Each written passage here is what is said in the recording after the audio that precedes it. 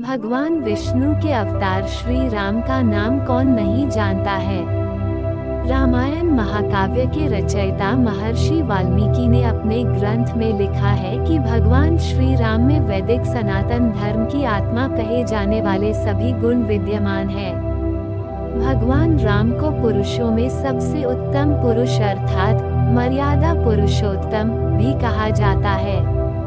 आइए जानते हैं भगवान राम से जुड़े कुछ रोचक तथ्यों के बारे में। त्रेतायुग में जन्मे भगवान श्री राम अयोध्या के महाराज दशरथ के सबसे बड़े पुत्र थे। लक्ष्मण, भरत, शत्रुघ्न राम के भाई थे। भगवान राम की मां कौशल्या थी और शेष सुमित्रा और कैकेयी के पुत्र थे। भगवान राम का विवाह मिथिला शहर नरेश राजा जनक की पुत्री सीता के साथ हुआ था। लक्ष्मण की पत्नी उर्मिला, शत्रुघ्न की पत्नी श्रुतकीर्ति और भरत की पत्नी मांडवी थी। विवाह के पश्चात भगवान राम को राजा दशरथ ने रानी कैकेयी के कहने पर 14 वर्ष के लिए वनवास पर भेज दिया था, क्योंकि एक वचन के अनुसार कैकेयी राजा दशरथ से कुछ भी मांग सकती थी, तो रानी कैकेयी ने दासी मंदोदरी के उकसाने पर भरत को अयोध्या का राजा बनाने और राम को वनवास देने की इच्छा जताई और पिता की आज्ञा का पालन करके भगवान राम सीता और लक्ष्मण के साथ वन की ओर चले गए। ब्रह्मा, विष्णु तथा महेश में से भगवान विष्णु ने संसार की भलाई के लिए कई अवतार लिए हैं। भगवान विष्णु द्वारा कुल 10 अवतार लिए गए, जिसमें से भगवान राम 7वें अवतार माने जाते हैं और यह अवतार भगवान विष्णु के सभी अवतारों में से सबसे ज्यादा पूजनीय माना जाता है। भगवान श्री राम के बारे में महर्षि वाल्मीकि द्वारा अनेक कथाएं लिखी गई हैं। वाल्मीकि के अलावा प्रसिद्ध महाकवि तुलसीदास ने भी श्री राम के महत्व को लोगों को समझाया है। भगवान राम ने कई ऐसे महान कार्य किए हैं जिसने हिंदू धर्म को एक गौरवमय इतिहास प्रदान किया है। भगवान विष्णु ने राम बनकर असुरों का संहार करने के लिए पृथ्वी पर जन्म लिया।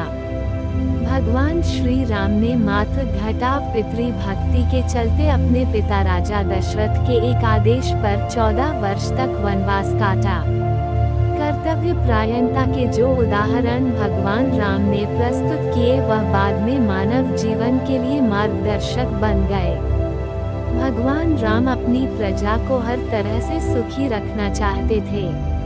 उनकी धारणा थी कि जिस राजा के शासन में प्रजा दुखी रहती है वह राजा नरक भोगी होता है।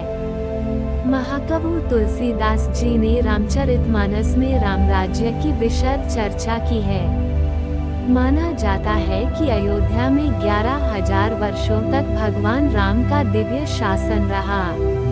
रामायण महाकाव्य के रचयिता महर्षि वाल्मीकि ने अपने ग्रंथ में लिखा है कि भगवान राम को पुरुषों में सबसे उत्तम पुरुष अर्थात मर्यादा पुरुषोत्तम भी कहा जाता है।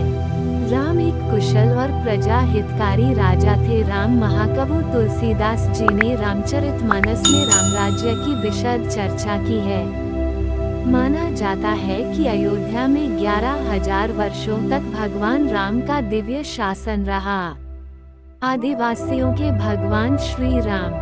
वनवास के दौरान भगवान श्री राम ने देश के सभी आदिवासियों और दलितों को संगठित करने का कार्य किया और उनको जीवन जीने की शिक्षा दी।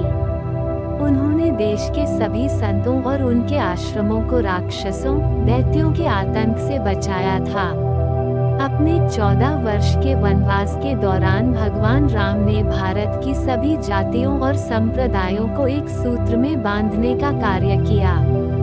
चित्रकूट में रहकर भी उन्होंने धर्म और कर्म की शिक्षा दीक्षा ली। भगवान राम ने भारत भर में भ्रमण कर भारतीय आदिवासी, जनजाति, पहाड़ी और समुद्री लोगों के बीच सत्य, प्रेम, मर्यादा और सेवा का संदेश फैलाया और यही कारण था कि राम का जब रावण से युद्ध हुआ तो सभी तरह की अनार्य जातियों ने राम का साथ दिया। भगवान श्री राम कहते हैं कि पृथ्वी लोक एक ऐसा लोक है जहां जो भी आता है उसे एक दिन वापस लौटना ही होता है। ठीक इसी तरह श्री राम भी अपना मानवीय रूप त्याग कर अपने वास्तविक स्वरूप विष्णु का रूप धारण कर बैकुंठ धाम की ओर चले गए। वनवास के समय भगवान राम 27 साल के थे। लव और कुश राम तथा सीता के 2 जुड़वा बेटे थे। राम रावण युद्ध के समय इंद्र देवता ने भगवान श्री राम के लिए दिव्य रथ भेजा था। भगवान श्री राम ने पृथ्वी पर 10,000 से भी अधिक वर्षों तक राज किया। भगवान राम का जन्म चैत्र नवमी में हुआ था, जिसको भारतवर्ष में रामनवमी के रूप में मनाया जाता है। भगवान राम ने रावण को मारने के बाद रावण के ही छोटे भाई विभीषण को लंका का राजा बना दिया था। गौतम ऋषि ने अपनी पत्नी अहिल्या को पत्थर बनने का श्राप दिया था और इस श्राप से भगवान राम ने ही उन्हें मुक्ति दिलाई थी। अरण्या नाम के एक राजा ने रावण को श्राप दिया था कि मेरे वंश से उत्पन्न युवक तेरी मृत्यु का कारण बनेगा, और भगवान राम इन्हीं के वंश में जन्मे थे। माता सीता को रावण की कैद से आजाद कराने के लिए रास्ते में पड़े समुद्र को पार करने के लिए भगवान राम वानर सेना की सहायता ली थी। वनवास वापसी के बाद भगवान राम के अयोध्या वापसी की खुशी में अयोध्या वासियों ने दीप जलाए थे। तब से दिवाली का त्योहार मनाया जाता है। धार्मिक कथाओं के अनुसार भगवान श्री राम के बिना दुनिया भी कुछ नहीं है। अगर आपको वीडियो पसंद आया तो कृपया लाइक, शेयर और सब्सक्राइब जरूर करें।